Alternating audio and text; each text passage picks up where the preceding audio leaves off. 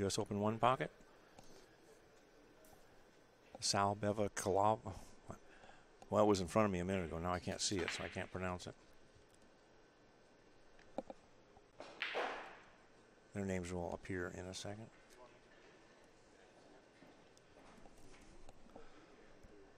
Peter Ghostine and Sal Bevilacaqua. I'm close.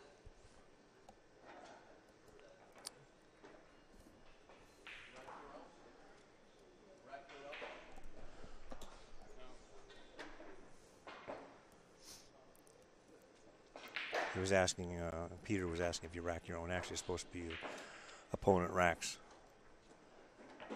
Eliminates any disputes. This is a loser's side match, I believe. Race to 3. Sal's considered a local guy. He lives down the street. In fact, he got stuck in traffic. They had a little accident on 95, which is probably a common occurrence. Or 91 it is, or whatever highway it is.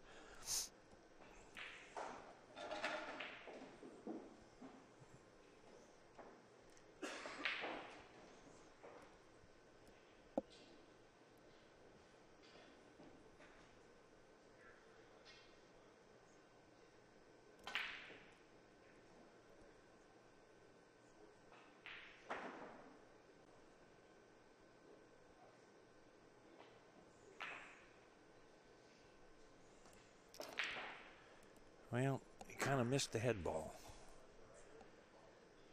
And that's what happens.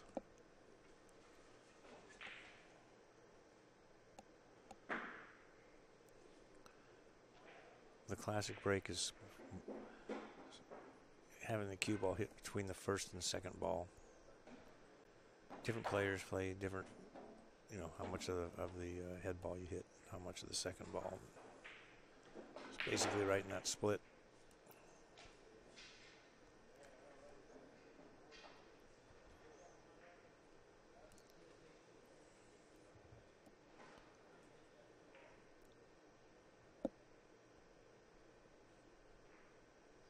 I'd like to thank our sponsors, CueSports International, CSI, Pool Table Magic, which is the venue we're at, which is a very nice room at Windsor Locks, Connecticut.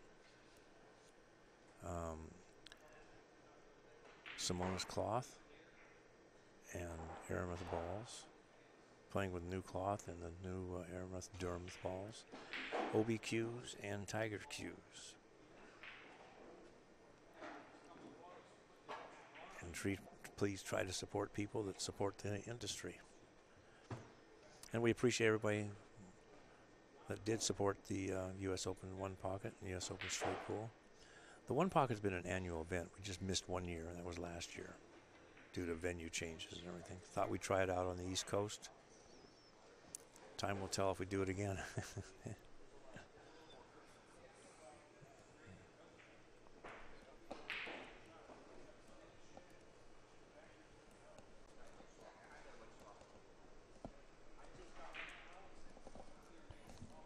I think we're going to be joined by a really knowledgeable 1 pocket player.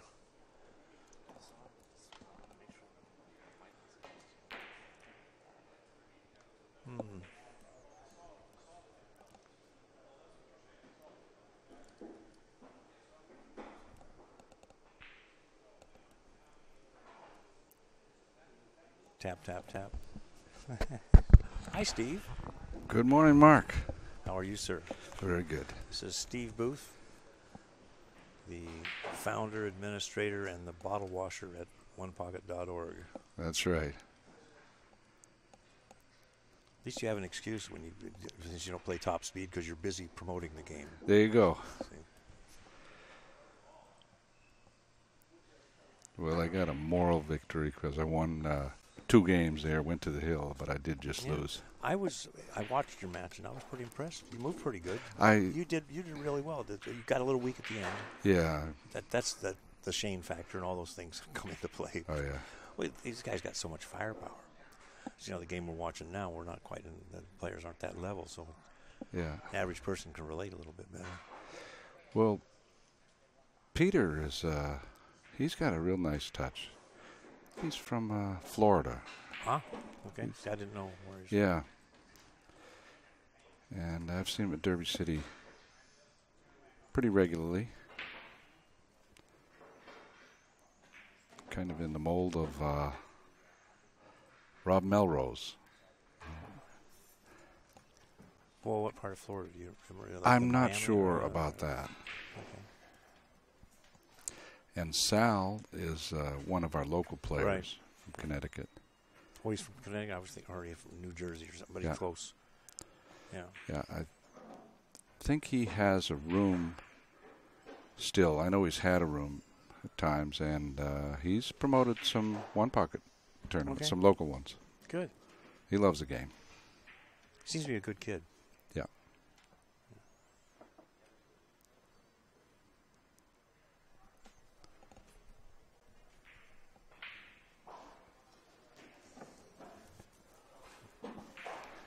He's not one of the stronger players. He's kind of like me filling out the lower quarter of the field. Well, you gotta have. Everybody's a winner, but you gotta have some that are winners and some that also ran. He's the top half of the lower quarter. Let's put it that way.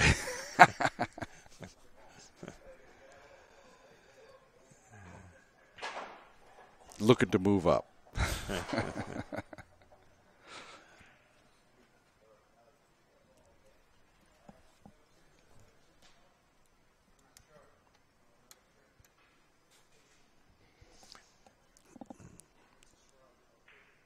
Yeah, perfect. Just a little underpowered.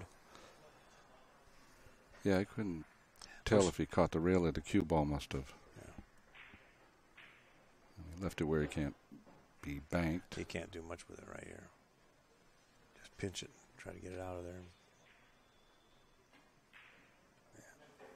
Yeah. Ooh, He swung the cue up pretty nicely. I think he left it. he didn't get there. No. I think with a little bit of a wet spring up here, there's been a little extra humidity in the air. I was saying that these tables are playing a little. Well, interesting. Learned something there too. Yep. Didn't we? Too bad it was the other guy's pocket, Yes. though. Yes.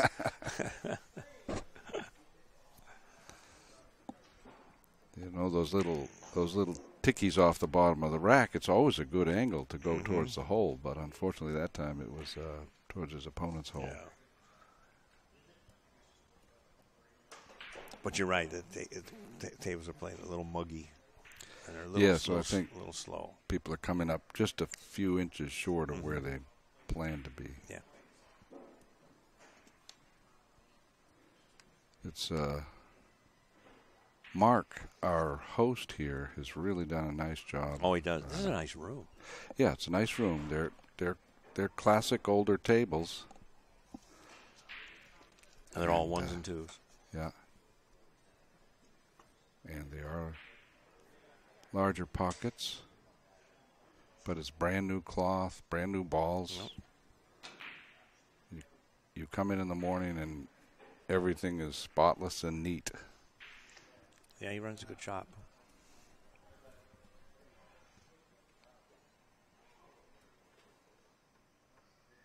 I don't know where he stands in the sort of country in terms of his pool cue collection and knowledge, but I know around here he's the most highly regarded cue guy. He's fairly well known. Of course, the cue market's kind of petered out in the last 15 years or so. That's how I met Mark. 20 years ago, actually at the time I had a monster collection that he helped evaluate, and then we sold a lot of it off and traded it off and whatever. I think he came to Alaska in like '96. I lived in Alaska then, so it'd be about 20 years ago. And he's handled a lot of pretty high-end cue sticks in his career. Then he also does pool table mechanic work, and restoration and stuff. Oh, yeah.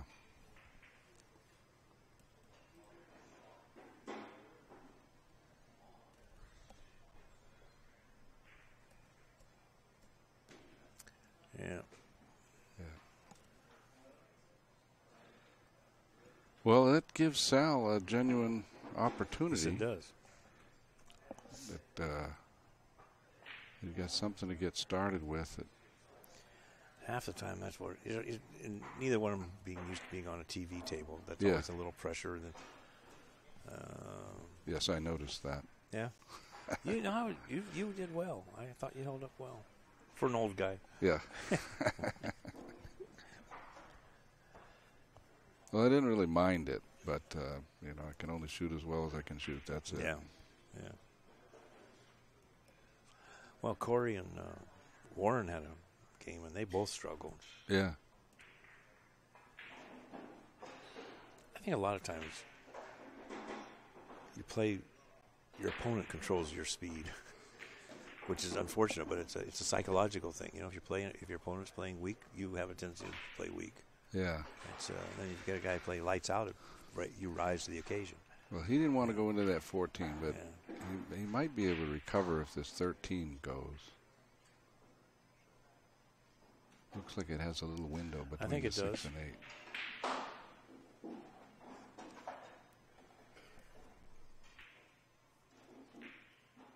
No. But he's arranged the balls in a good spot.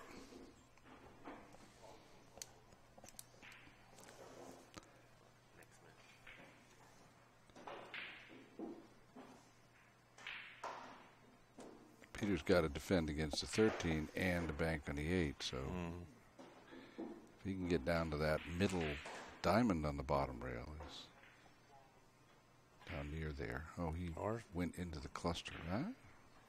Might have left a little. No. I think he's okay. Yeah. Well, he's going to have to get used to that spot because I think Sal's going to pretty much maybe knock the 6 away and leave him right there.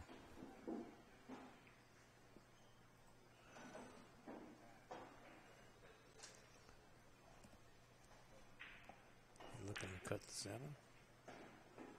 Might be enough.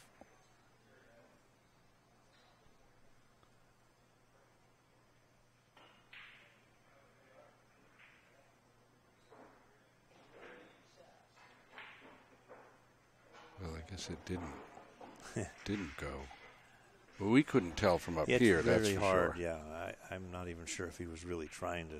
I thought he was that there might have been enough for the 7, but he didn't. Yeah, if he it hit didn't with go, enough I speed. would have thought maybe he'd Yeah. knock the 6 away and leave Yeah. the cue ball right there.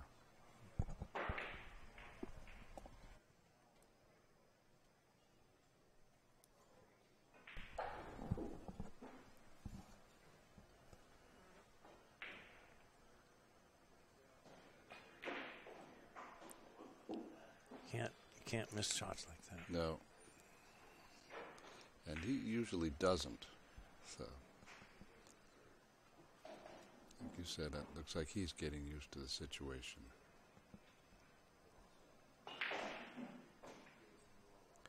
Connecticut's been the home of some very good players in terms of where they started out, Really? even though you don't think of them as Connecticut. Well, there is Connecticut Johnny Vivas. Oh, yes. Who Well, won the that's- first Johnson City one pocket. Larry Lascotti, who Right. stayed here. I mean, he was a great player and very entertaining. I've heard. Yeah, Heard yeah. stories. He was a skinny Fats, basically. Yeah. Shot better, though. He was really well liked. I mean, you know, people really. Yeah. I mean, you know. And Ed Kelly was out your way now. Yeah, in Vegas. I didn't know that he had spent time in this part of the world. Yeah. Yeah, I saw him about a month ago, 2 months ago. He retired. You know, he was a dealer. Yeah. For 33 years or something like that.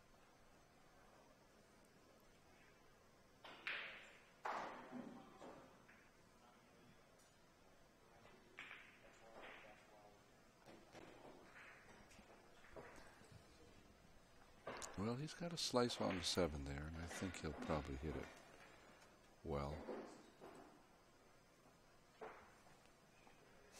That's pretty thin. But he's not too far from it. Correct. And I don't think he's cueing over the 4-ball there. It's just a question of whether he goes up. Yep. Or keeps the cue ball at this end. Or inside English. And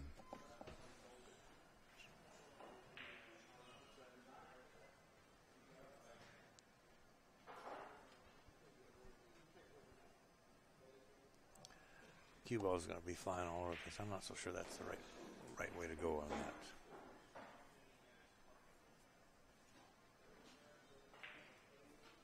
A lot of bad things could happen when cue ball travels 18 apparently feet. he agrees with you. It's nice to know somebody does once in a while. Put that down in the books.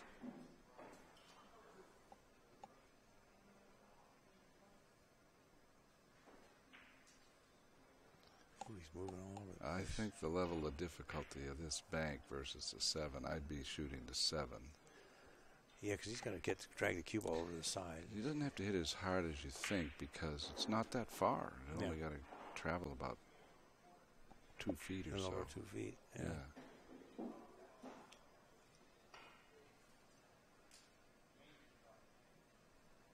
I'd bank it. Yeah.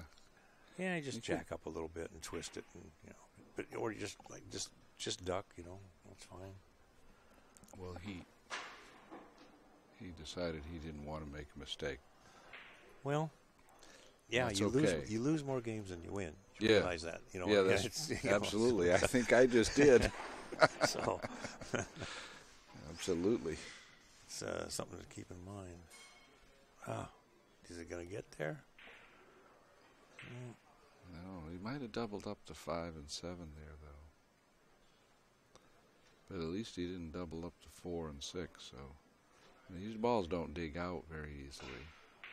So they do come out, though. That one, that's in the middle of the pot. Yeah. But, I was messing with it when I first got here, and yep, they're not diamonds, but you can get them out. Yeah.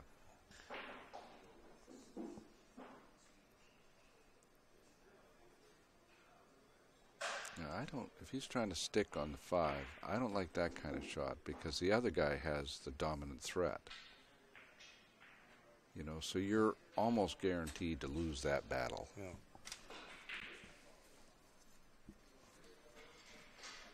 Unless he could have got the 2 right down by his hole. Yeah, you got to get it. Yeah, he's got a. I think he's going for the 5-6 combo. 6 is a pretty big ball. Well, he's going to get 2 tries at it. The cue ball was headed over just in case.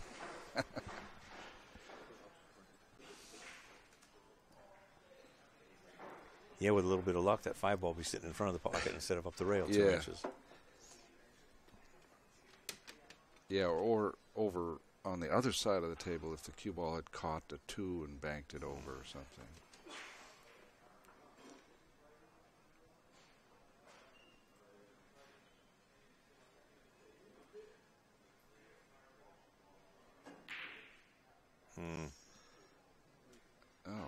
Speed was just bad on that. Yeah, it was. I think he was. Well, he's trying to bank the 7. He was carom banking that. Yeah. But he stroked it. Well, he hit so much of the 7 ball. He hit it so full that it went a lot further. And that was part of the reason the speed was so far off because he hit it fuller than he meant to.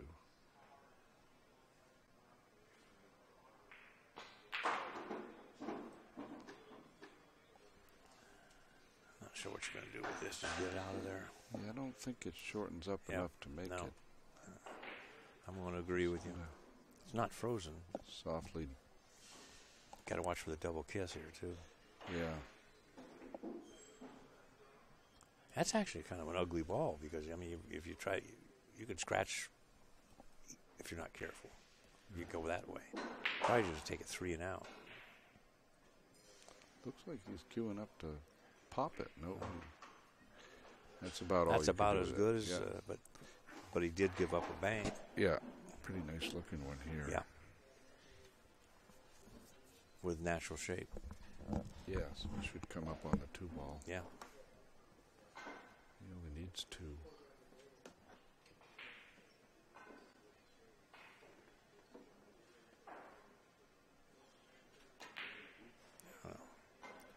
he's going for 5.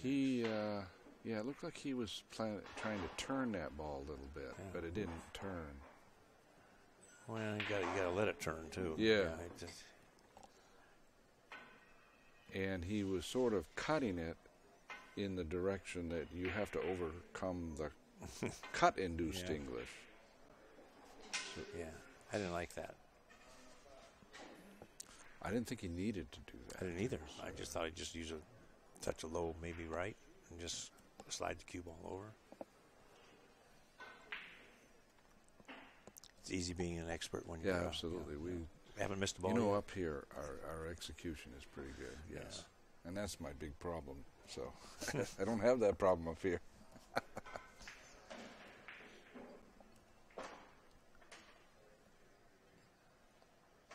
Pretty near an even game, 6-5. Mm-hmm.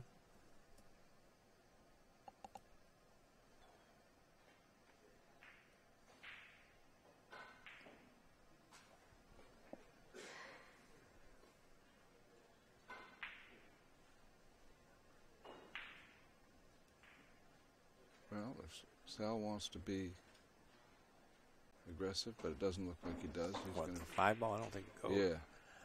Effort would twist it that far, though. Yeah. But that's effort.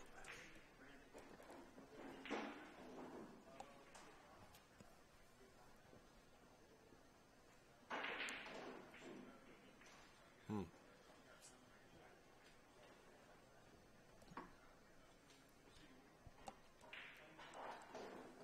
don't think he's playing this.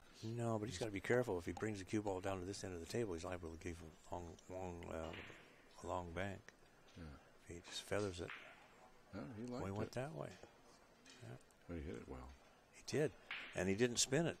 No. You know, I thought if he was going to do that, I thought he'd spin it. Well, you know? he almost left the cue ball behind those two balls, too. Yeah. I think he has a little window to cut at that. Which is the only one he needs. Correct.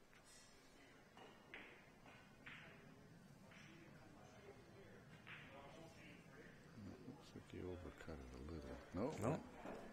Generous pocket. Okay. Well, that's game 1. It's a race to 3.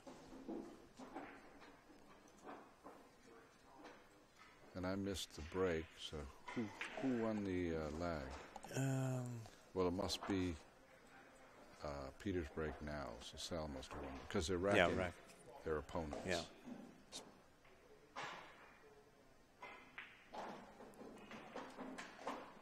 Because these pockets are a little bit bigger, the players can shoot a little bit more aggressively. Yes. I haven't seen really that much evidence of that, though. I think they're still getting used to the speed. Yeah. But, those little cross corner banks that you get down at the lower end of the table, that they become a much higher percentage. I know when I lost Hill, my opponent banked cross corner when I had a ball kind of in my pocket. He only needed 2 balls and I needed 6. So he was pretty aggressive for him to bank that ball, but he was confident, Yeah. That either that he was going to make it or I wasn't going to run very many. Well, that's a pretty good break, and he's got the. He can see the 7, but he can't do a lot with it because Everybody's cue balls ended up short, though. They need to be up about a half a diamond more, get behind the pack.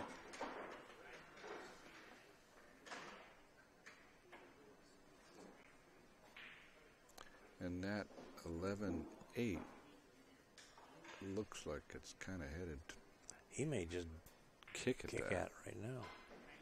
Well, it looks like he's looking at that. And it looks like if he hits the top side of 11, the cue ball's going to go right into those. I don't think he'll have much speed left, though.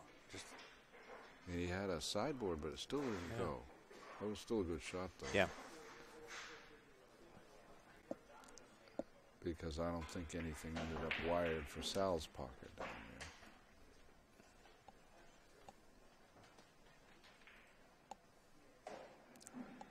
if he had given him that 7 earlier, he wouldn't be doing it now. You know what I mean? Yeah. But He the did have 7, that the opportunity. 7 wasn't really a givable ball when he shot it. It was quite a ways out of the pocket. He could have. No, but he could have given Yeah. it to him right Yeah. then. Sometimes you see players do that. Yeah. And that eliminates the problem. I think Sure. some old timer, maybe UJ Puckett, I think I heard quoted, I didn't hear it directly from him, said, you leave a ball within 3 inches of your opponent's pocket, sooner or later it's going to be in their pocket. Yeah. And that was an example of that.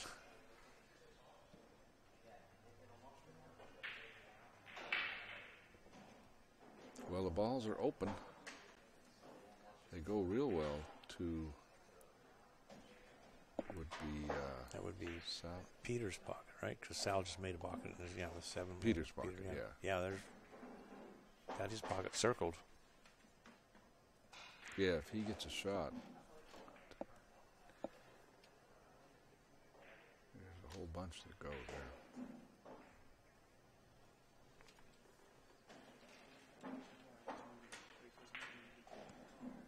Well, he'd like to get over behind that 3-ball or 2-ball, but I don't know how you get there. So he's going up table based on the fact I'm that not sure balls- what he's doing. Yeah. We're trying to get something near Yeah, his he's just trying to hole get a and little aggressive. Well, you have. taking advantage of the double ups. Yeah. Yeah. You have to have something near your hole to keep the other guy half honest. Yeah.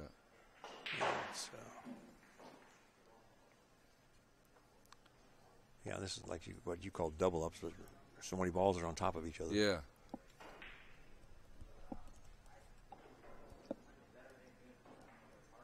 I think he has a bank here. I think you should shoot the 9. Cue ball is going to go up near that 6. Actually, he's going to take the 9 out. I thought he was going to just bank it. Oh, He's just- yeah.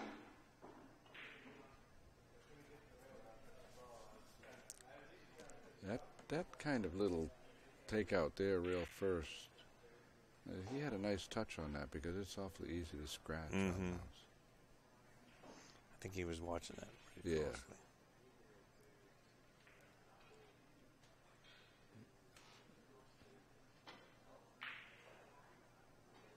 Well, this time I don't think he doubled up like the 8 or the 12. Yeah. That depends on how you're playing. Well, I mean, Peter's- if you're, Shane or Thorsten, you're going to shoot that 8 probably. Absolutely. Because they're 99% shots. If they're you or me, it's maybe in the 80 range. Yeah, he looked like he's looking at the 12. I think he comes out better if he does. Yeah, He can get the cue ball around those other balls. if he makes it, he wants to get rewarded, and that's why he shot Yep. the 12. Mhm. In the meantime, the 9 and 14 now go. Yeah, Sal. he's gonna lose a couple balls here. I don't know if he can. He's going to have to. He might have trouble getting over far enough. Well, he got there.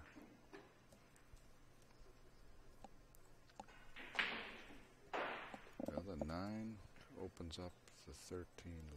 He's should bump into the 15-10 or 15-12. He draws it back. Doesn't want to hit the 9. Maybe the Kinda went 11 through the already hole. goes. Well, It's close.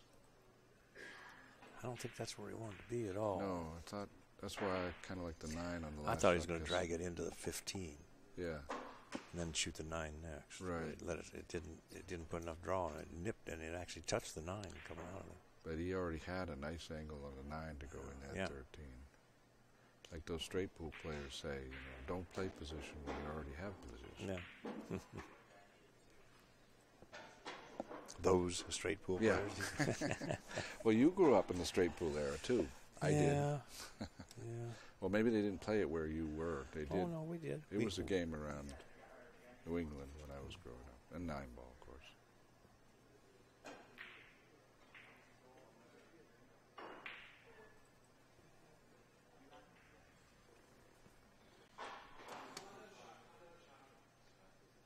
Well, considering the way those balls were, Sal's pretty fortunate. Yeah. Yeah. Peter didn't quite get started with anything. when he had that fan of balls right. around Yeah, his table. he didn't get in position where he could do anything with it.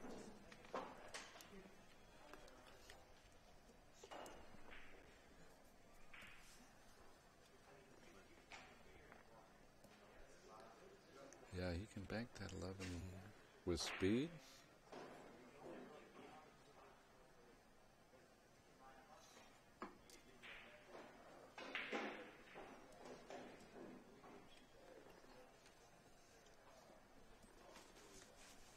He can't double up this time because it looks like that 8, 2, 8 are lined up and the 4 goes.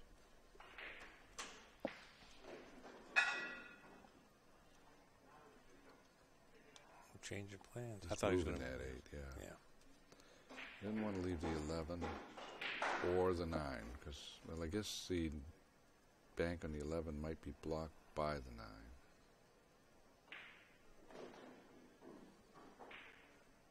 No, I don't think so. Does it bank underneath it?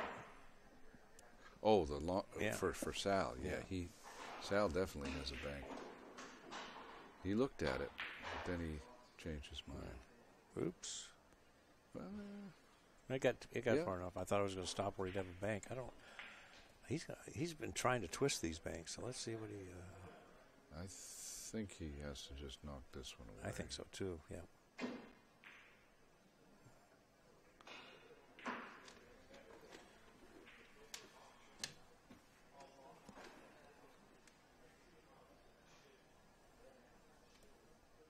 Well, Sal would still like to get up there around by that side pocket, up behind the 4 or 2. Mm-hmm.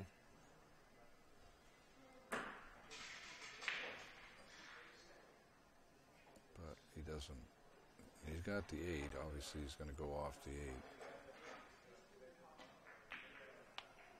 Oh, he came down to the bottom. So the balls might be headed up table here.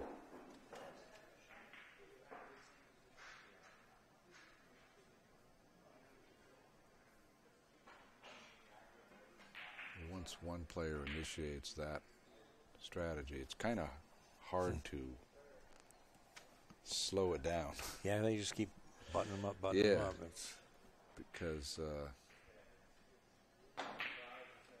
uh-oh. That Oh. it's Rolled good a for little bit. Sal that Yeah, that went in. That's Yes. for darn sure. Yes.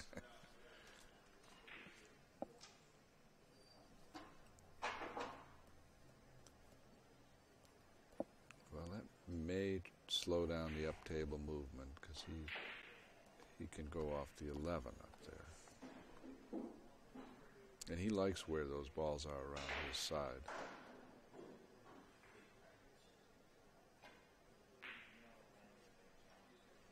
Uh-oh. Yeah, you don't. Those are mid-speed players' errors. You know. Yeah, it was a good shot up until Well, it bumped that ball over because he, like a few inches back, he would have been behind both the 11 and the 3. But that extra little bit.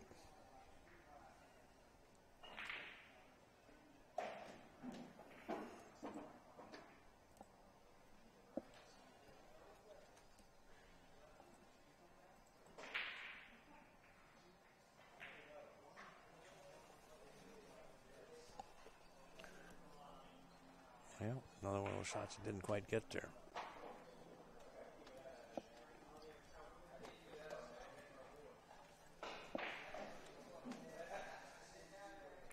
Well, if he makes this, he should get up on those other balls. And he did.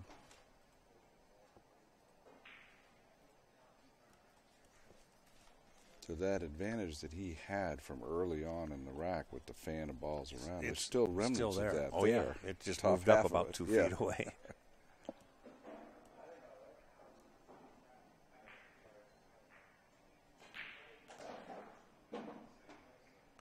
That'll work.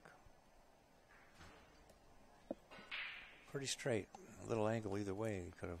He might be able to get over for the 8. Yeah, I think, or draw back for the 5 or 4, depending on the little nuance of the angle.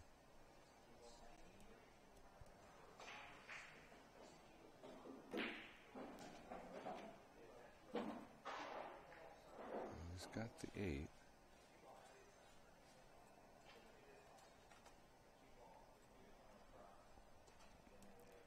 Only needs 2.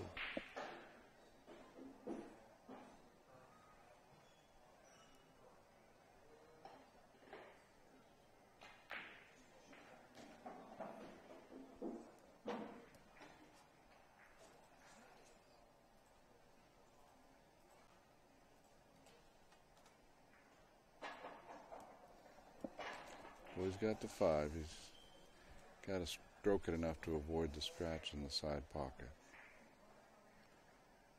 But it's relatively free. Yeah. This is goes crazy somehow, but yeah. He may not have the luxury of pocket speed because of the scratch. I can't tell. I'm not sure if.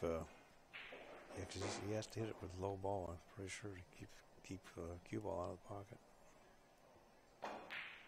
Oh, he hit that ball pretty damn good. Yeah, he hit that one just. He stroked that one. Yeah, he hit that ball good. So he goes up. He goes up 2 games to none. Yeah. Well, he could be starting to get a little more comfortable. Well, he hit that 5 ball really good. That was a tough shot. Hit it just like you would have. Oh yeah. It looked like he needed to, though. He couldn't. Yeah, you didn't want to flirt with the side pocket. Scratch.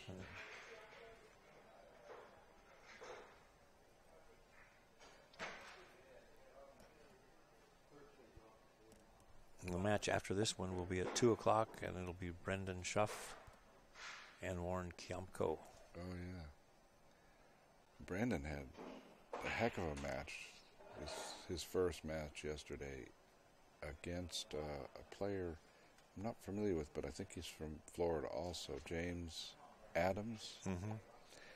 And it went hill. Just goes to show you, even in a race to 4, it can be very close. It went hill, and the last game came down to the last ball. Right. For about 20 minutes. Well, that's fun defense to watch. Yeah. And eventually, James prevailed. He made a nice. He hung up a 2-railer. It didn't quite make it, and Brandon had to jump the cue ball off the table. Oh. Yeah. So 2 balls went on the spot, and James played that shot where you force the head ball forward. Yeah. And the bottom ball goes 2 rails. rails. And the bottom ball went 2 rails, and that's how it ended. Wow. Yeah. I've heard in the old days, I think they said that when you had that shot, you only played it when you were behind, because there is some risk involved with it. But it seems like players now like to play it whether they're ahead or behind. Well, because it's confident. Yeah, I think, too, that the equipment makes a lot of difference there. First of all, the balls are rolling further because of the cloth, and you tried that with old clay balls with nappy cloth. You ain't going to get there. Right, oh, yeah. Yeah. Well, I wasn't talking that old school. Maybe 20 years ago. Oh. Like the Grady Matthews sort of school thought.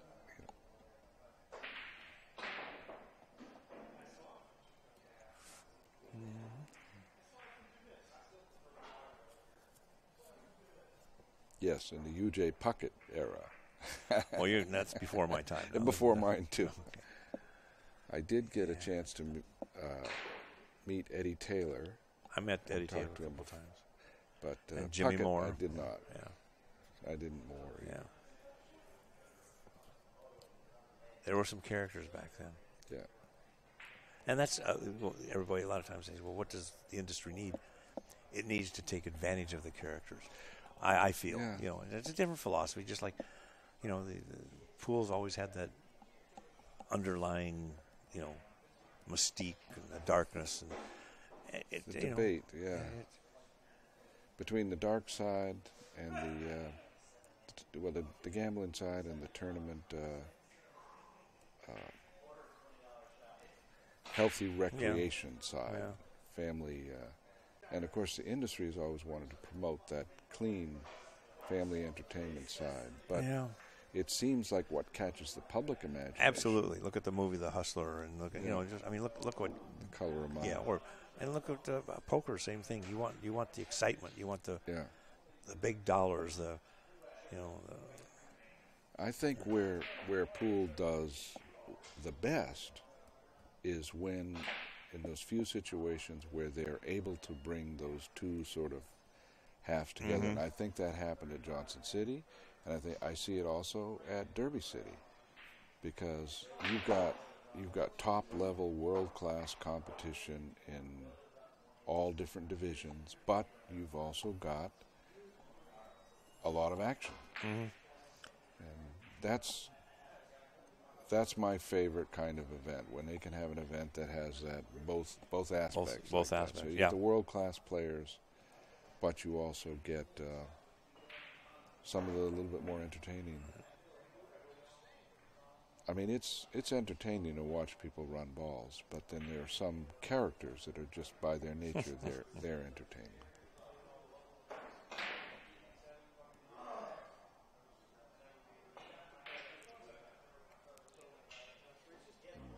They had back the Fats Moscone challenge over the years. You know, that went on quite a while on TV, and of course that's sort of what that was. It was pitting. That was the highest rated program ever when Howard Cosell did that one match. Oh yeah, yeah. That's the highest live. Maybe it was the highest live rated program in the history of television, which is amazing. And that was in, I don't know when that was, late 50s maybe. So there's a formula right there for something for pool, if you can figure out a way to pit those. I keep thinking those personalities. Keep thinking there's an answer, because I'd sure like to see pool get more mainstream, but you know, it's tough. There's so much distraction. The kids, you know, we need to groom the younger generations, and they want to play video games and go to the beach. Yeah. You know. Yeah, there's not much one pocket in New Hampshire where I'm from, so I used to drive down to Massachusetts to look for a game, and one of the rooms I went to down there, which has since closed, Breakers, they had an ice cream parlor in the front, and they had an ice pool room in the back, and the place was always busy, and every time I went, there were young people, like 2, 3, 4 at the tables. Now this was a little bit back. And then about 10 years ago or something like that, you know, I didn't go down there every week. I went down there, you know, once a month or every other month or something like that. So I went down after I hadn't been for a couple months. I went down there, and there were no young people. It was like a switch got hit. And it's just, for some reason, it was the same room, same management. Ice cream parlor was still there? Same ice cream parlor. They closed the ice cream or something. Yeah. But it was just... That's a little weird, isn't it? Yeah, we just... And without knowing the That's how makeup. sudden it was here in New England, anyway, that the young people... Yeah. Okay, we're back. Yes, we are. Sal, he's on the short end of the 2-0, but it's his break. And he's got the cue ball pretty far over to the side rail, which... And he put it right. I consider like an aggressive place to break from, if you put the cue ball that far over, you know. And he did get a nice spread of balls on his side, but he just didn't hit it high enough. That I think ball's got a curve. I think he missed that head almost, ball. Yeah, the one. Yeah, was probably the head I think ball. he nipped it, but he didn't hit very much of it. And sometimes you get a great break out of that situation. That's when you make a ball, but you do have the hazard of scratching. Yeah. And the hazard of something coming out on the opponent's side.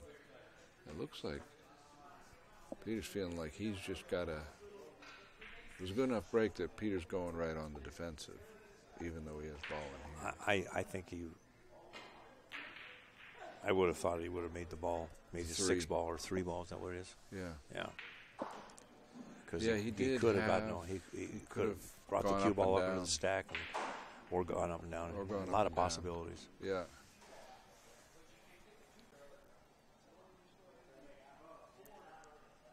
He wants to throttle Sal. Yeah, he wants to squeeze him.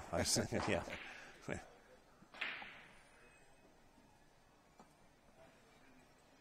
Well, this time I think he's got to shoot the 3.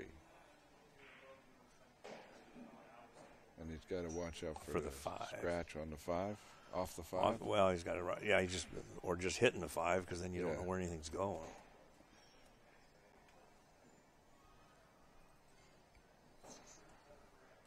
Should go directly into the 5. I don't see a him low scratching. right, looks like. Yeah, beautiful. And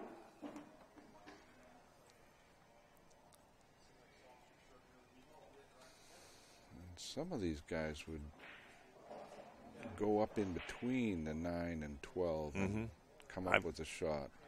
Well, if he drags it right, all he's doing is a little bit of draw. But I'd and be these 2 afraid other of, balls are bankable, the 5 and the... Yeah, I'd be probably playing for the bank, or maybe he can go up.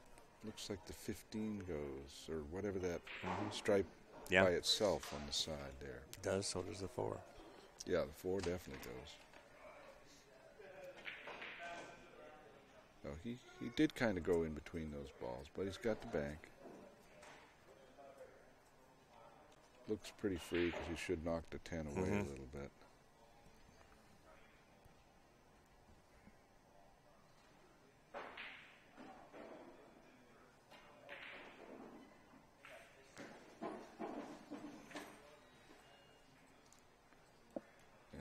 He's got a couple balls going to go that way if he's...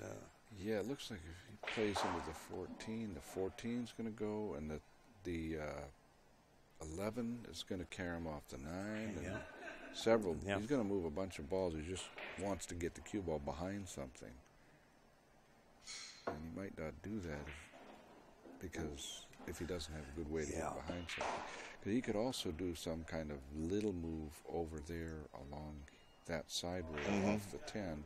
You just put the cue ball up behind those balls. 8-13. He's got that too. And even though he doesn't have something right near his pocket, those balls go for him. Looks like several of them. Sort of the power move is probably off the 14 ball, but he might not like it because he can't hide the cue ball. So he wants to protect his lead. Yeah.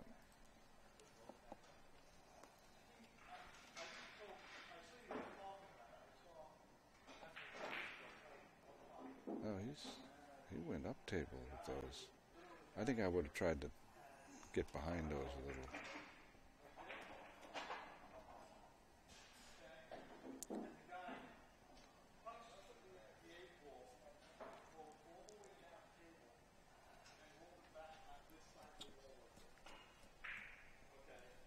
I think Sal can play along with the up table if he wants. He's going off the side. Well, it's in his best advantage to keep the balls in play at this end of the table. And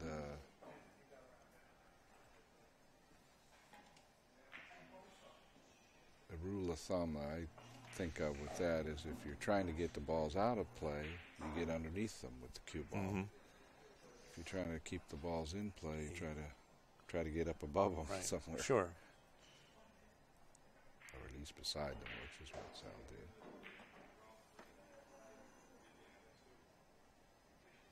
I guess he was late arriving because he ran into some bad traffic. Oh, there was an accident, Yeah. Is it 95 or the 91? 91, I think. Okay. 95 is over on the coastal side. Okay. Yeah.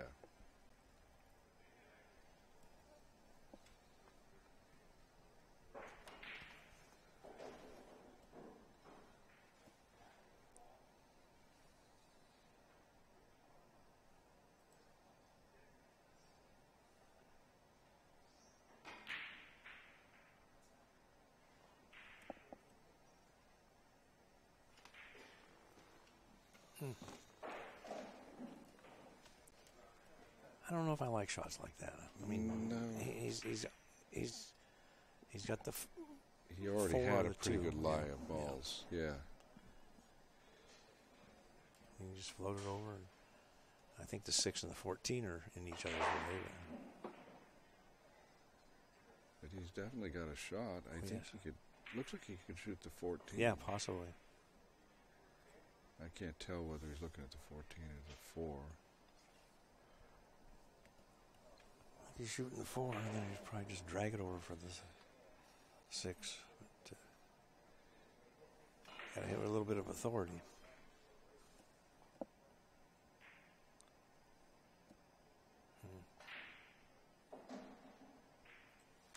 Well, he came up with a nice angle on the 14 had it fallen, but Yeah, but he missed the 4 by a diamond. yeah, Very tentative on that shot. yeah.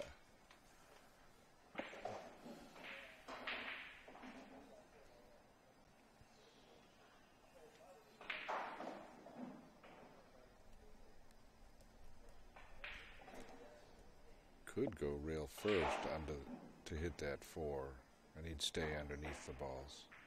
Oh, that was a nice cue ball. Mm-hmm.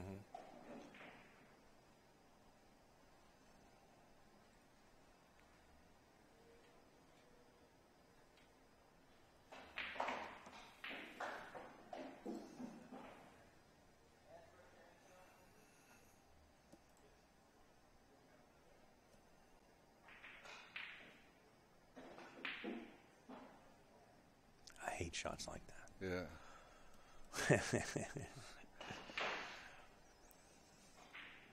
Some guys shoot them so, like Corey's so good at those. Yeah.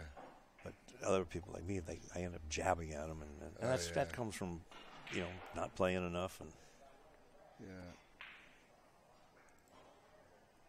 And some of them seem to accomplish something out of it. Like they'll get the ball out a little bit and then squeeze the cue ball right behind it, and all of a sudden it's a different situation. Yes.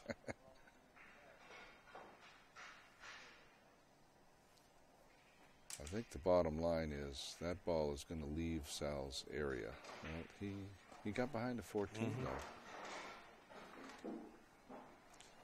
He's let Peter come off the 14 and try to get right into that 4 again. But this time the 4 is a little further off the rail.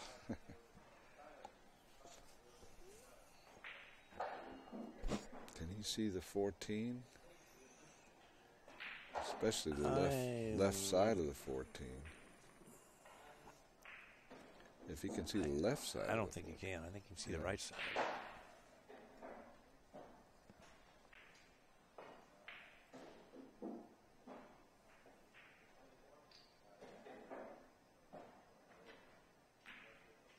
No, he couldn't. Well, the 4 is going to come over here and the cue ball up table a little bit, I would think, unless he just wants to go for an up table game. I don't think he wants to go for an up table game. Yeah. I don't think he's going to get too aggressive towards his pocket. I mean, he could just bring it back across the table. Well, he miscued, but he was going to try to make it. I thought he might just lag it over to keep the cue ball. Yeah. Sometimes you try to do too much, and it does backfire. Well, he can knock the 6 away and draw up against those balls. It won't get him that much. But should take the 2 with it. Oh, he missed it. I thought he'd clip the 2 or the 4. Oh, yeah. Same time.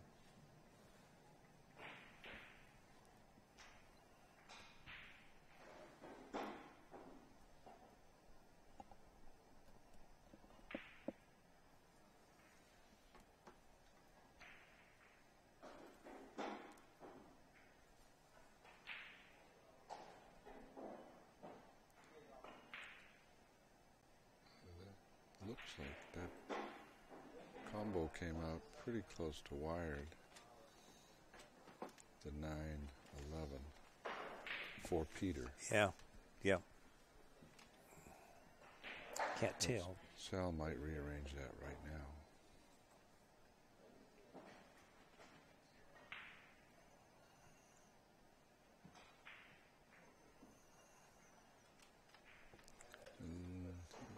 I think he left a bank on that 9. And if that goes... Then he's on the right side of the rack. Yeah. And he can float up and make the 14 or the... 2.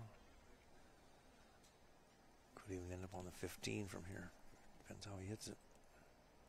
Should just be rolling it in. Yeah, and that's going to help lengthen the bank. Yeah. Actually lengthen too much.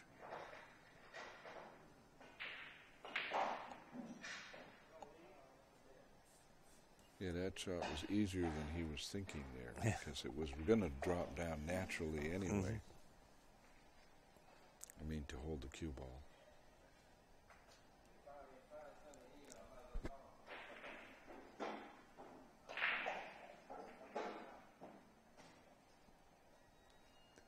It looks like he has a window, a little window between the 4 and 11. Yeah. So he can, but that 9 might be frozen. Might be frozen. Can't tell from this. Yeah, if it's pretty close to frozen. I don't know Could if be. anybody's called it or not. That's up to those guys. Yeah. So where's Whitey going if he does that? Yeah.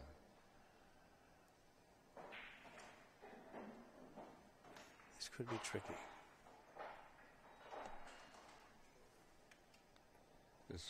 If it's frozen, And he's got to be careful with the double kiss. Yeah. And just a lot of things could happen. Where the 9 ball's still in front of that pocket. I think he's going to bank something here.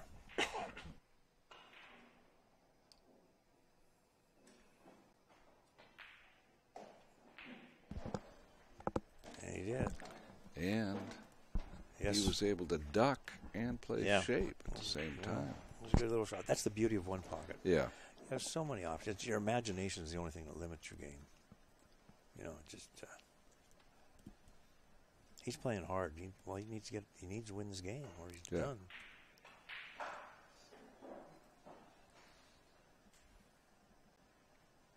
There's not those balls. I don't think that any of them go for him. He could go for the bank the 11, but I don't. I think he's just knocking that 9 away. Looked like he played.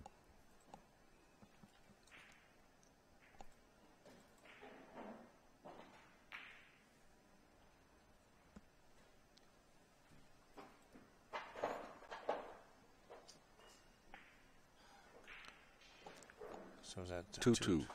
Yeah.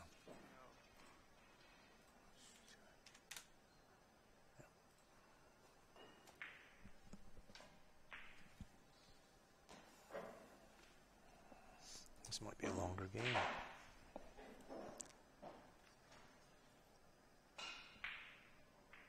One pocket's funny. They can last 3 minutes and they can last 3 hours. Yeah. And a little of that depends on the player.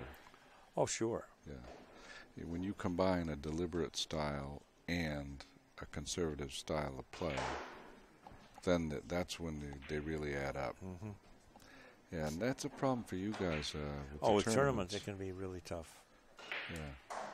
We can't handle a 5 or 6 hour match. Yeah. It just distorts the schedule so badly. So. Yeah, even if you have a spare table, it throws off your.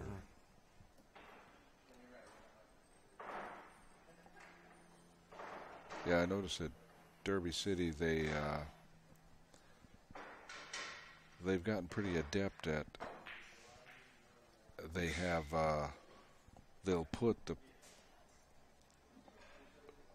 whoever it's a player or their opponent. It's either or. Mm-hmm.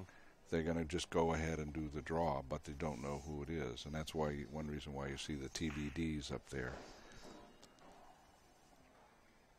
Yeah, there's a pretty unique format. Every round is a redraw. Yeah, but they can't hold up the round. No. So they just they have those either or players. Sometimes quite a few of them.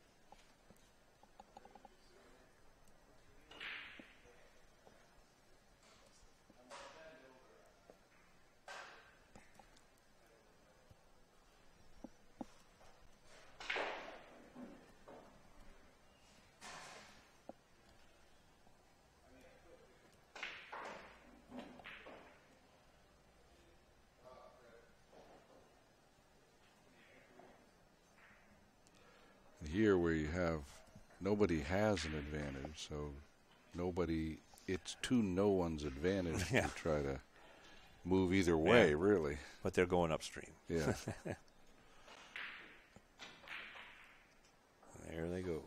Well, there comes one back. One back, yep. But it's about to leave.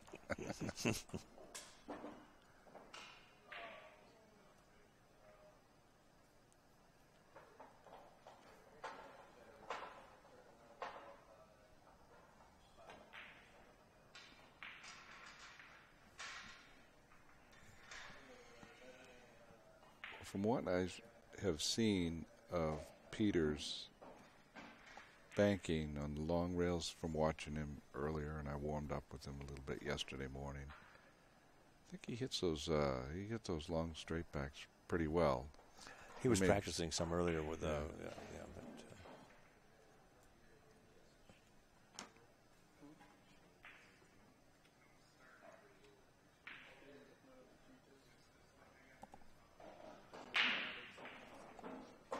Yeah, I've never been as a player.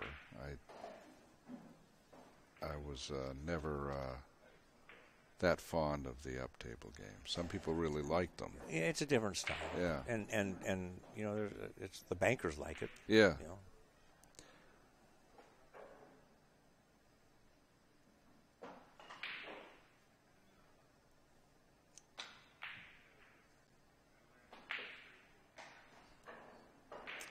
I got to watch, many years ago, was little Toby Flaherty. Yeah. And lost his name. He's in the Hall of Fame. Cooney played their epic matches. And they would play 8 hours a day or so. And their average game lasted 2 hours. Oh, yeah. And it was hilarious because a friend of mine came down. They were playing at the Q Club in Vegas. And you had Scott Frost and Keith McCready playing on the table next door. And I sent a friend of mine to go get us a beer. You know, the bar is 10 feet from the rail. By the time he got back with the beer, McCready and Scott were on the second game. And 3 balls had moved with Cooney and Toby. Oh, yeah. So I haven't seen Toby play, but he's a pretty deliberate player, too. He was. Yeah. Well, he worked there. He played very, very, very good one pocket for a couple year period of time. He was awesome. Yeah.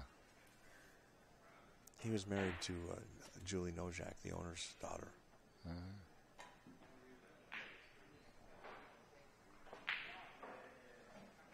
Yeah, I guess some of those matches, did he shoot one-handed also at times?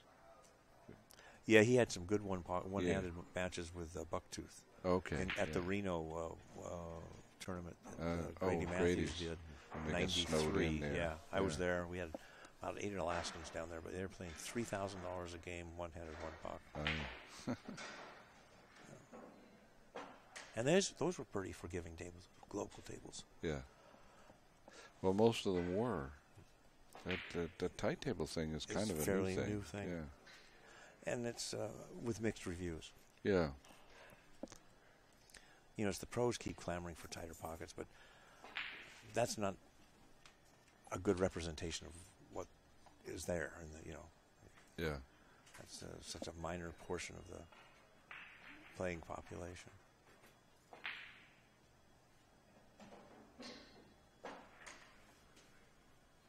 That tournament of Grady's, that they had something like 108 players. Yeah. At the time. $1,000, $1,100 entry. Last place got $1,000. Oh yeah. So it was $100 entry fee, but the casino loved it because everybody had $1,000 in their pocket. Yeah. And the payouts and everything were pretty good. Mm-hmm. That was Ed Kelly won that. I think it came down to Ed Kelly and Cornbread Red. I believe so. Which blast from the past. Yeah, they were already blast from the past at that time. Yeah. Kelly kind of came out of retirement to play in that. But until some of the recent Derby City tournaments, I think that it's one of the biggest, and it may still be the biggest prize fund for a one pocket tournament ever. I think it was like 30,000 for first or something. Pretty good money. Yeah. Meanwhile,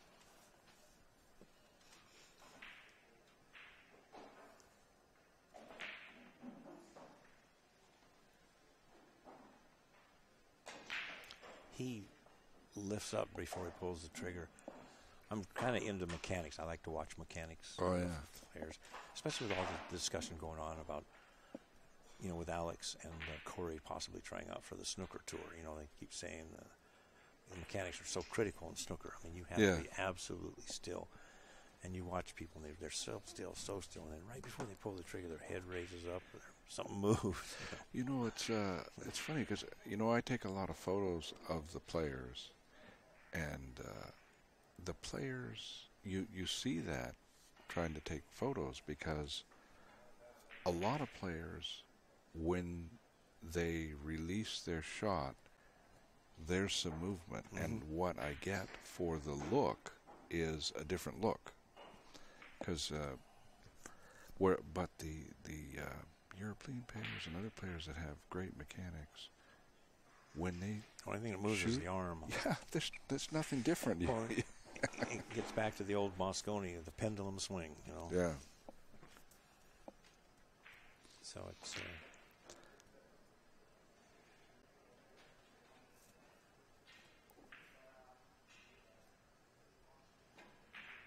They're not. Yeah, get some balls down. Otherwise, they're going to end up with a wedge here. Yeah, we don't need that. They would look like they were almost headed that way. Yeah.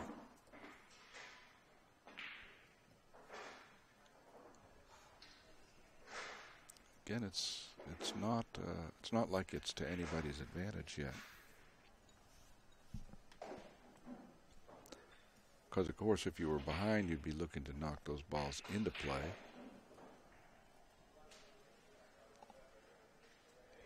I think I was trying to do now. Yeah. I think he hit that one pretty well. Well, it's close enough. It's close enough for government work. I think you can count that one as in. Yeah. He would have preferred it gone, though, because he would have had another shot at the spotted ball. He may leave a bank on the 7. That's all you can do, though, is just roll it. Look out. Oh. Well, then that's.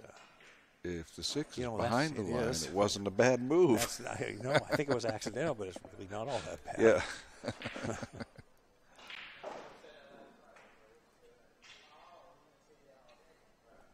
Well, now we have dead even.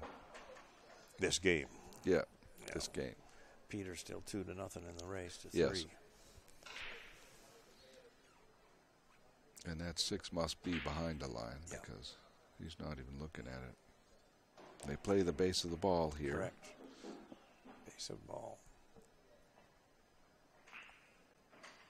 I think of the base of the ball as being the standard rule for many years, but it's amazing how often you go somewhere and they play a whole ball. Yeah, and it's it's really hard to see that edge. Yeah. The base is really pretty easy to see. Yeah. And that's what we've always played. In Southern California, Alaska, and Vegas? Yeah. Well, all the worldly places I've been. Yeah. All places you owned rooms, right? That's true. I'm just going to be now doing something in Vegas. But I used to have 3 rooms in California and a couple rooms over the years in Alaska.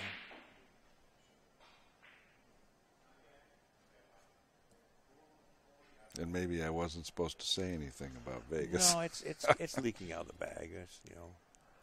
I'm not giving up much information. It'll be opening up hopefully in like mid-July, at least a soft opening. Yeah. Oh, that's pretty soon. Well, we're hoping to have it during our tournament, just at least so people can go down and hit some balls and see what it looks like. 'Cause it's going to be unlike any pool hall that most people have seen. I won't say any more than that. Okay. Even you will be impressed.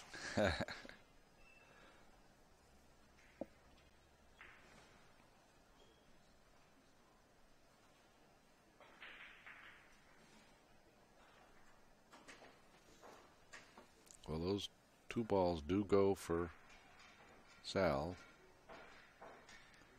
So he'd rather not move them. Is he kicking at the 6? No, he's just going to. Ooh. He got a little touchy there. Yeah. Yeah, you don't want to scratch on a nothing shot. No. You know?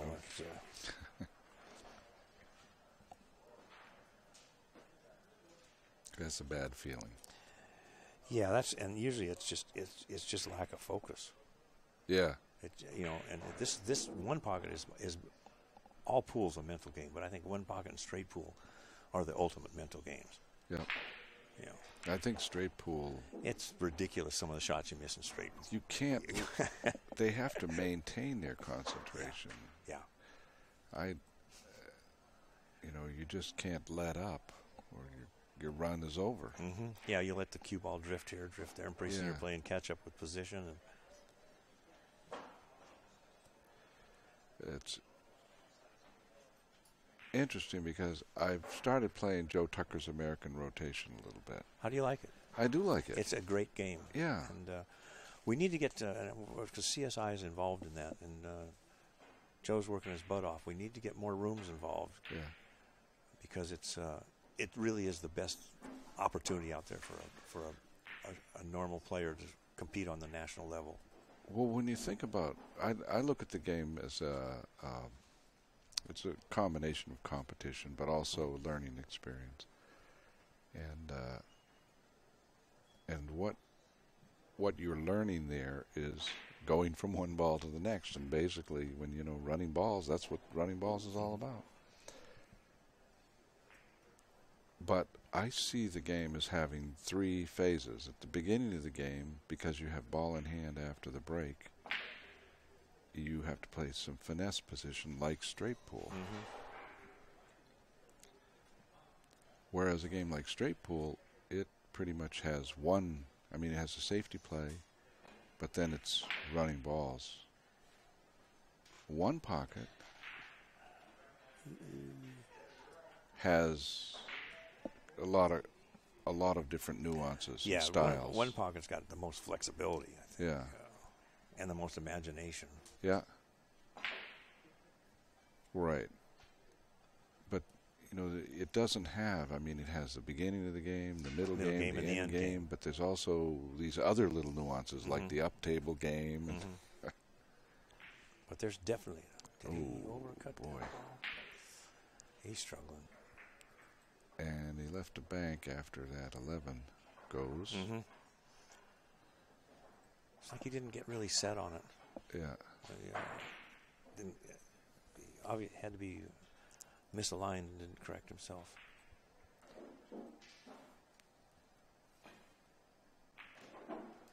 Do you have a favorite instructor or different instructors that you work with for the mechanics part of it?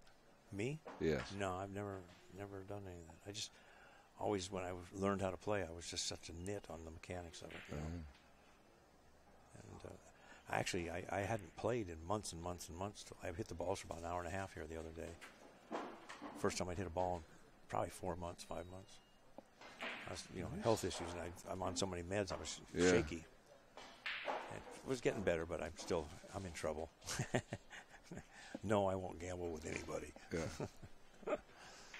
Well, he might have left a little bit of a shot here. That 3-ball, I think, especially with the table banking long, I think he can hit short of the side pocket, and it'll drift pretty close down. Pretty close because of the angle. Just curl it a little bit. Just let it get its roll out. Yeah, even though he hit it up above the side pocket by like 4 or 5 inches, it really turned there. Well, there's another one that's close enough. Yeah, that one you just try not to follow this one in, though. Yeah. And I don't see anything that's going to bank from there.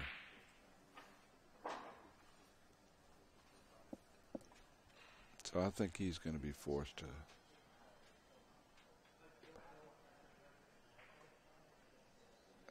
pros are so good at from this distance. Feathering a ball. Yeah, they nick that ball and they come down here and they put the cue ball on the rail. And I miss the ball half the time. Mere mortals, we can't do that. And so I would be more inclined to bump softly. Right. I agree with you.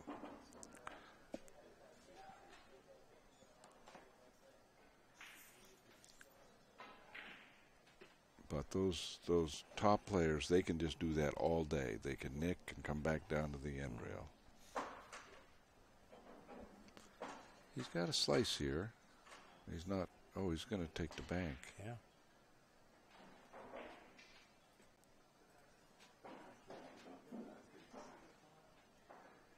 It's not an And easy. he has the bridge rest on the table, which is the proper way. Some people hold it up in the air, and now you get way too much movement. Oh yeah. That would have probably gone in if with a little more speed. Yeah. Tough to control the speed with the bridge. It looks like he left a little bank there. I think so.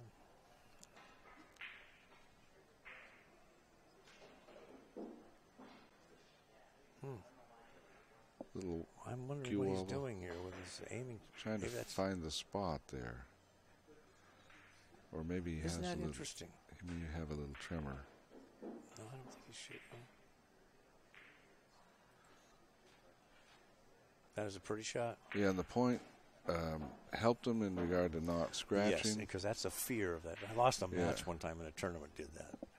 Man, I was mad. But Yeah. you know it's there. Well, Yeah. you just, but Yeah, it's not supposed to scratch.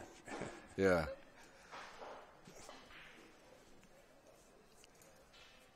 That was funny, man. That was 25 years ago. You still remember I the still shot. Yes, sir. I do.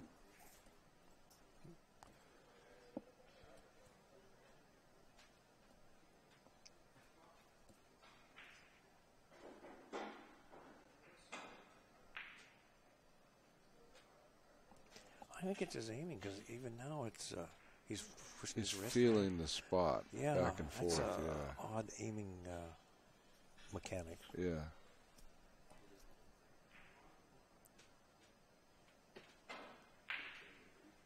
I guess I used to stroke quite a few times. I used to be remember. terribly slow. I think somebody told me I stroked 11 times every time, but that was a long time. I don't think I do it. I don't think 11 is Not out of that- line. You yeah. get in the 50s and 60s like some of you. Well, there was a professional player. We counted him. He was in the 50s, 60s, 70s every time. Oh yeah. Yeah, that's crazy. Well, they did tell me at least it was always 11 anyway, so I felt Oh. like, okay, there's something positive to it. I don't think it's that now, maybe 7 or 8. Yeah. Okay. And, you know, and then when you get in stroke, everything goes faster. Sometimes you're 2 and 3 stroke and things. Yeah. It's when you flow right. Well, Sal's managed to pull ahead Yeah, here. he's getting back in the game. When he get back at that, I think it's the 14 ball, the one in the middle of the table. Yeah, but that's right? scary because the 6 ball is going to go rolling. The cue ball is going to timber into it. Might catch the 6 a little. I think it's going to catch it a lot. Yeah. And if he's not careful, he's going to leave him a bank. His cue ball could come downstream. The last one of these he hit pretty well. Yeah, he did. Yeah, it is. It's aiming.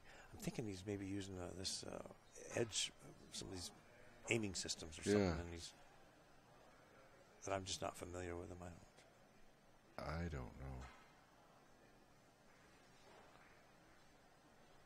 I don't want to watch it too much. No, Because I'm afraid it's contagious. this is interesting.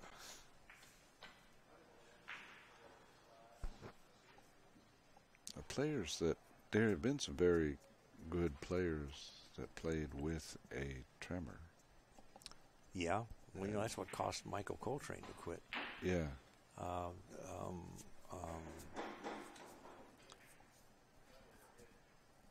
I can't remember his first name. Lane from Texas. Dick Lane. Dick Lane. Straight pool player. Awesome straight pool player. Well, And he had a really bad tremor, only in his right hand. yeah. It was from I heard a high school football injury or something. Well, that's appropriate if he's from Texas, because football's big down there. All right, they each need 2. Bingo. No, I thought he made it. Figured he was going to hit that one with a little bit of authority. Yeah, he definitely stroked that one. Now this... That's not going one rail. Going to be a little bit high, but it's going to open up a little bit, though, because of that new cloth. He's going to get really close to the corner. Yeah, oh, he didn't even try. I didn't think it was. I think it would have ended up around by the 1 diamond and then leaving a cross side bang.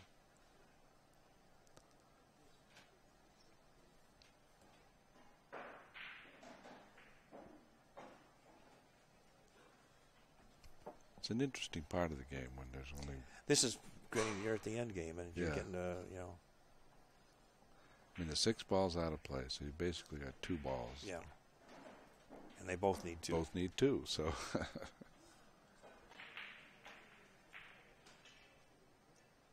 That's dangerous.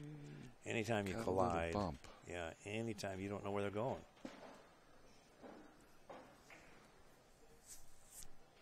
I think he got a little fortunate, though. Yeah.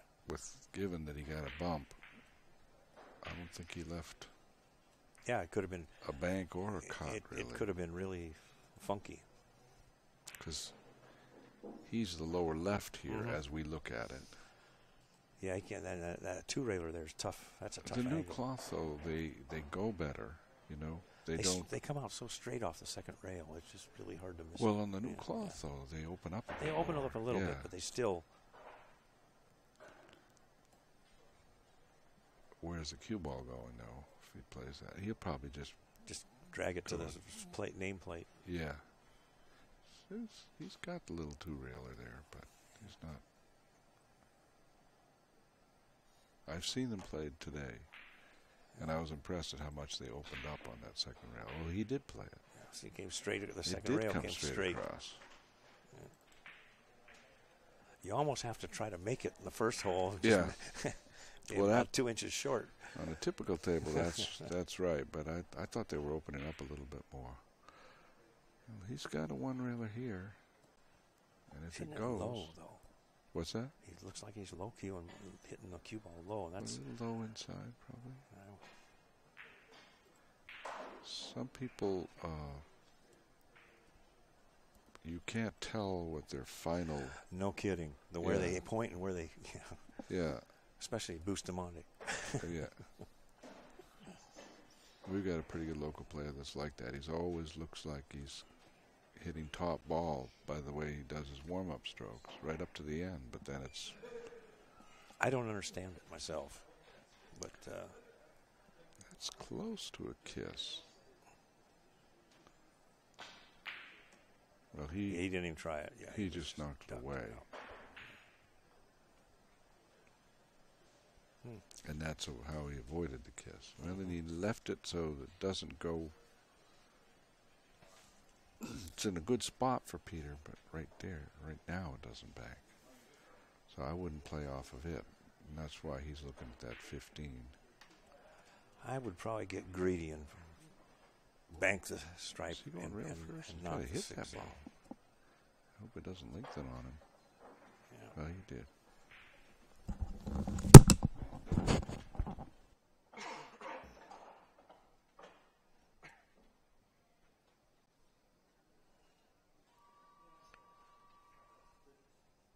This is where you have to really think of what the heck is going on, because you can't leave anything. 1 ball is worth an awful lot at this point.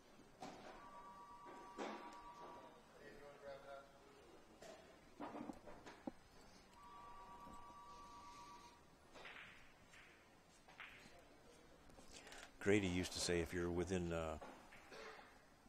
basically 1 ball of the pocket, you cut that backwards. Yeah, on the other side, though. Right. I mean, if the cue ball was if the cue ball was on the bottom rail. Right, on the bottom rail, 1 ball. Yeah. You cut it. But that's another one you can whiff real easy. Yeah. Yeah. Well, he might put this 15 in play. It's what it looks like. Just make it. Rolling forward just a little. roll it forward and make it, yeah.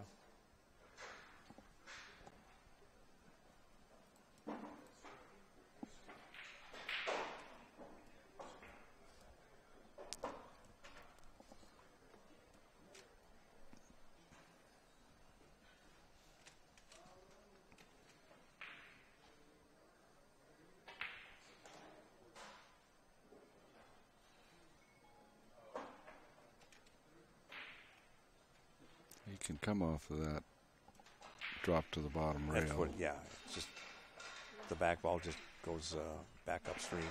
Well, you underhit it, though. That cue ball should have been another foot this way.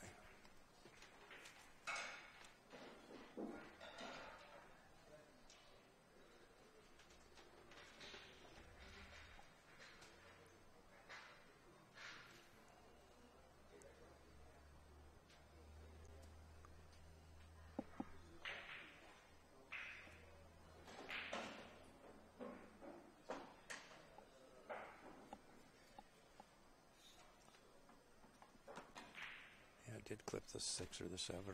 Oh. It was a heck of a shot, but it's Well, a good thing it went, too. Yeah, you're pretty fortunate with it. He controlled those 2 bottom balls. Yeah.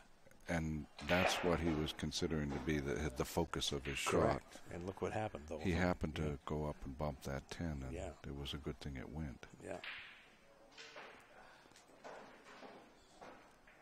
Well, this is game, match, set, point. Tough shot, though. Yeah. See, he does hit low. Yeah, he made it. I'm buried not a it. low ball shooter like that. I'm a rolling ball. Yeah. Because otherwise that cue ball is sliding. And Yeah. you're asking, to me, you're throwing another factor in there to complicate things. Oh, yeah. Well, there we have it. Yep. 3-zip. Thank you, Steve. Our next match is at 2 o'clock, which is in about a half an hour, and it's Brandon Schuff versus Warren Kiamko. Oh, yeah, that's a good match. Yeah, that should be a good match. See you then. And Brandon has been working hard down there. He's a good getting kid. ready. Yeah. Yeah. He's a good kid.